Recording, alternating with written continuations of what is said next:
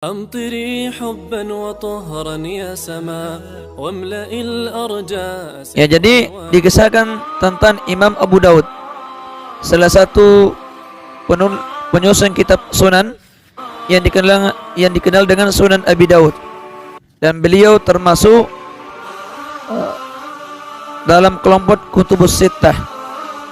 Seperti yang pertama adalah Imam Al-Bukhari, Imam Muslim, Imam Abu Daud, Imam At-Tirmidzi, Imam Ibnu Majah, dan Imam An-Nasa'i rahimahumullahu jami'a, dan merupakan rujukan hadis di dalam agama kita, agama Islam.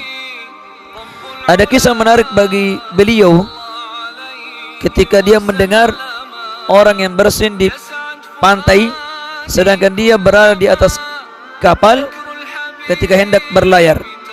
Disebutkan oleh Ibnu Hajar Al-Asqalani rahimahullah dalam kitab beliau Fathul Bari. Kemudian beliau melanjutkan perkataannya, Ibnu Abdul Bar telah meriwayatkan dengan sanad yang baik dari Abu Daud, penulis kitab Sunan Abi Daud, bahwasanya beliau sedang berada di sebuah kapal di laut.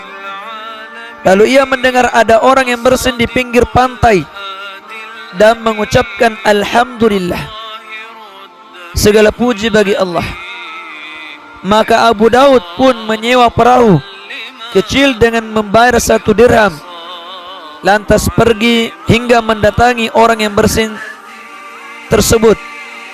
Lalu beliau mendoakan orang yang bersin tersebut dengan ucapan Yarhamukallah, semoga Allah memberikan keberkahan kepadamu. Setelah itu, setelah beliau selesai mendoakan orang yang bersin tadi, beliau kembali lagi ke kapal yang ditumpanginya dengan menggunakan perahu yang dibayar tadi yang 1 dirham. Kemudian beliau ditanya oleh seseorang tentang perbuatan beliau tersebut. Lantas beliau menjawab, bisa jadi orang yang bersin itu termasuk orang yang akan dikabulkan doanya, atau bisa saja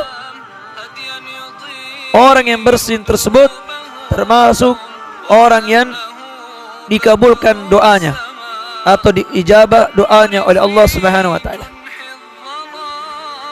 Kemudian tatkala orang-orang sedang tidur di atas kapal, mereka mendengar seruan, Ya ahlas safinati, wahai penghuni kapal, Inna Aba Daud ashtaral jannata, sesungguhnya Abu Daud telah membeli surga, minallahi bidirhamin, dari Allah dengan 1 dirham. Bayangkan keutamaan kita menjawab orang yang bersin.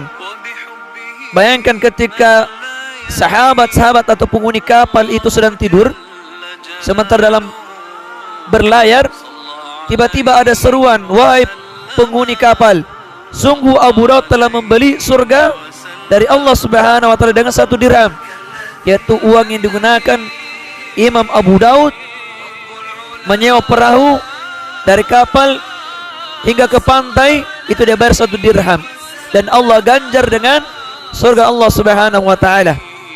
Maka tidaklah ada yang memuliakan sunnah nabinya kecuali Allah akan memuliakannya.